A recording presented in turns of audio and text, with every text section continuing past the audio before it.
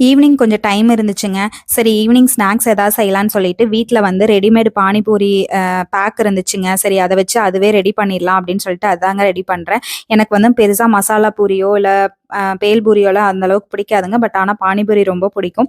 சரி வீட்ல ஹெல்தியா செஞ்சுக்கலாம், பாப்பாவுக்குமே குடுக்கலாம் அப்படின்னு சொல்லிட்டு இன்னைக்கு அதாங்க ட்ரை பண்றேன். இப்போவெல்லாம் இந்த பட்டர்ஃப்ளைல வந்து இந்த ஒரு ப்ராடக்ட் ஒண்ணு வாங்கியிருந்தேங்க. இது வந்து நல்லா வெங்காயத்தை எல்லாம் நல்லா பொடி பொடியா சாப் பண்ணி யூஸ் பண்றதுக்கு நல்லா ஹெல்ப்ஃபுல்லா இருக்கு. வெங்காயம், பச்சை மிளகாய், இஞ்சி எல்லாமே நல்லா கட் பண்ணி குடுத்துருங்க. ஸோ இது வந்ததுக்கப்புறம் நம்ம வந்து முட்டை பொரிக்கிறதுக்கோ, இல்ல இந்த மாரி ஏதாவது ரெடி பண்றதுக்கோ, இல்ல பிரியாணிக்கோ, இல்ல தயிர் வெங்காயம் போடுறதுக்கோ, இதுக்கெல்லாமே இதுல வந்து நல்லா பெரிய வெங்காயத்த கட் பண்ணி ஆட் பண்ணிட்டா, நல்லா ஈஸியா வந்து கட் பண்ணி எடுத்துக்கலாம். ரொம்ப ஈஸியா இருக்கு. கண்டிப்பா வேணும்னா ட்ரை பண்ணி பாருங்க. நான் ஆன்லைன்ல தான் பர்ச்சேஸ் பண்ணேங்க.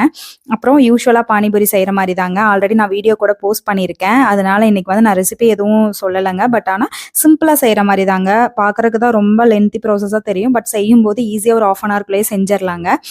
உருளைக்கிழங்கு மட்டும் வேக வச்சுட்டா போதும். கூட வந்து பொடியா கட் பண்ண பெரிய வெங்காயம், கேரட்டு, கொஞ்சமா காரத்துக்கு கரம் மசாலா தூள், வரமிளகாத்தூள், உப்பு எல்லாமே போட்டு நல்லா மிக்ஸ் பண்ணிட்டு, ரெடிமேடு வந்து பானிபூரி கிட்டே கிடைச்சது. அதனால அதில இருக்கிறதே பானிக்கு ரெடி பண்ணிட்டேங்க. ஸ்வீட் சட்னியுமே வீட்லயே ரெடி பண்ணிட்டேன். சூப்பரா பூரியுமே பொரிச்சு எடுத்தாச்சு.